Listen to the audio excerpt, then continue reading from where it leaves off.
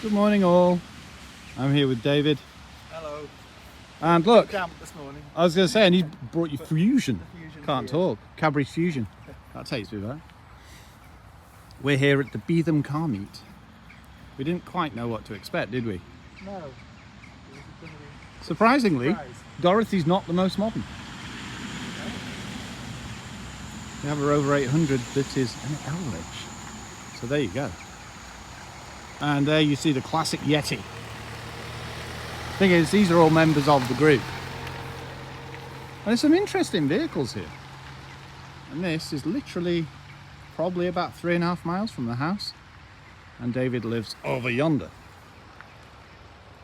So we've got Dorothy, and David and I have just been given a bit of care and attention because she's been sat in the garage and not running.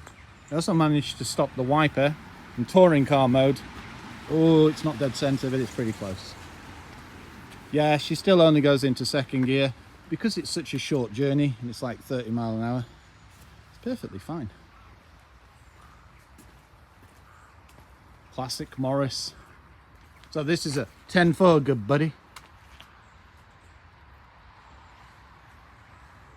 I do love big grills, lots of chrome. Strip bumpers. And just things like these little mini mirrors.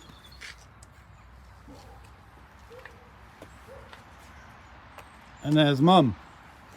So we've headed down, I think it was about just before 10 o'clock. But when you're driving, you can only go into second gear. You have to take that into account and set off a little earlier. But no, looking around this, I wouldn't even be able to hazard a guess. 1950s, possibly? Kind of thing Joseph probably knows. But look, we've got trims of wood and plastic windows. I was wondering why they were fogging up. And look, everybody loves a spare wheel. Be nice to see the roof drop, to be honest. Now we move on to a Morris Oxford. Quite an early one as well.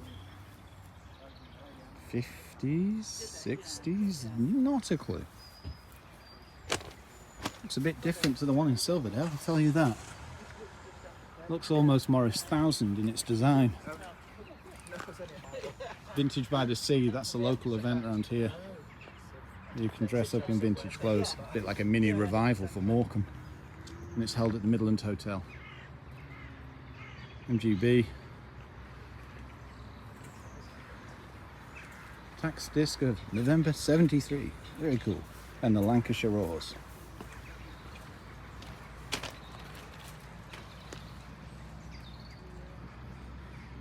Lots of chrome.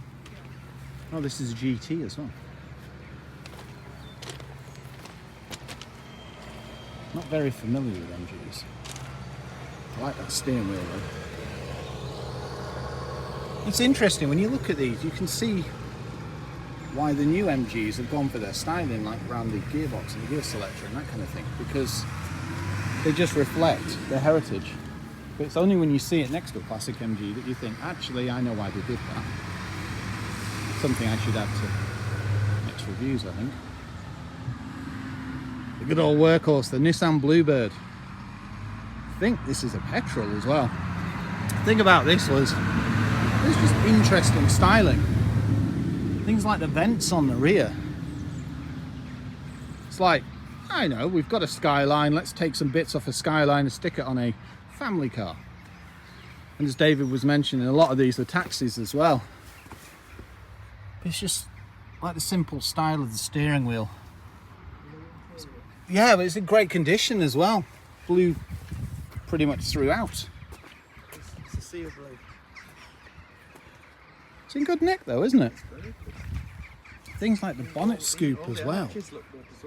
Yeah, I mean, just look at the flow of this. It looks almost like, what, retro JDM race car. But it's a family motor. A bit of influence. Yeah, exactly. Well, we know we'll love this. So this is an SI.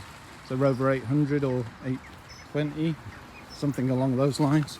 Sorry, no beige leather interiors, but we do have cloth. And a bottle of cordial. Alloys as well. Do you reckon the alloys were at... It's 827. That's the Honda one, isn't So 827. Corrected by David in his... Mind you, you're a Rover guy, aren't you? it? Yeah, that was the Honda. I knew it was an 800 series of some description. So this was a Honda engine. Yeah. It's always nice to have David next to me because he can always fill in where I don't know. 2 points. Oh, that's what 27 stands for, right? Okay. Quite thin tailpipes. Looks like it's been towing caravans back in the day as well. And this is the most modern car, considering this is a classic car club. It's like a new car. Yeah. And obviously the classic Skoda Yeti. Ironically bought from the same garage. David bought his Ford Fusion over there. Essentially, you could have parked here. It's now been dwarfed by a Range Rover. Yeah, I was going to say. Bit of a beast, that Range Rover, isn't it? I do like the new ones though, especially with that rear. Anyway, Oh yeah. let's get back to, and this is a standard Ensign. And this is the last mark, or last generation, should I say. Front bench seat. And just very simple styling. I don't know if the clock is standard or not. If not, it's definitely time period. I'm probably not even out of the car. Oh my word, it's been a fair old mish. Ace Cafe London. It's complete. Yeah. Yeah, that's quite smart. Now it's rare to see cars like this on the road, especially in October with all the salt. But the thing is, it's not actually cold around here. So we haven't seen any salters this year, have we, David? Not yet. So it makes perfect sense that some of these are out exploring. Just noticed it's got MG wheels on this. I know, I noticed the wheels look pretty aftermarket and a little more modern. Have you seen the headlamps as For well? all we know, it could have a different Look at the engine as well. headlamps. LED. Yeah. Oh, But this Ensign, or Ensign, the chrome trim down the side, and just the styling, it's just 60s, do we say this? It's got to be 60s, hasn't it?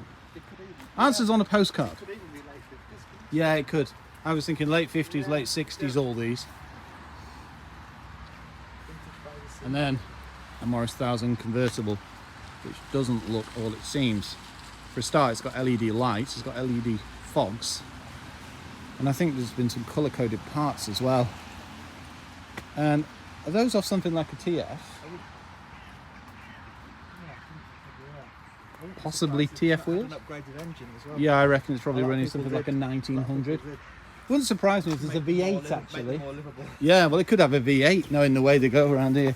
Look at the seats. Yeah. They're definitely not standard. Porsche Tombstone style. And look at all the dials. It's got a Morris gear knob. Look at the dials. Oh wow. Yeah, I think David's right. The engine in this, I doubt is going to be 1,000. I'm looking for the exhaust. Yeah, look at the bore. It's much bigger than Yeah. a Morris 1000 would have. So David knows. And it's got a roll cage in it as well. Yeah, we were right. This is definitely not what it seems. Full roll cage. It is a full roll cage as well. Have you seen? It goes right down to this door. So yeah, V8 possibly then by that logic. Not twin exhaust though, so I'd like to see that leave, to be honest. So there you go, the Beetham car meet. More cars than expected, considering you've probably seen this place on the television, and there's a lot of water around here. Tune in over the weekend and you'll see us green laning in the Subaru XV. And there's a skein of geese. Thanks for joining me. Ooh, a hybrid Audi. Thank you, bye bye.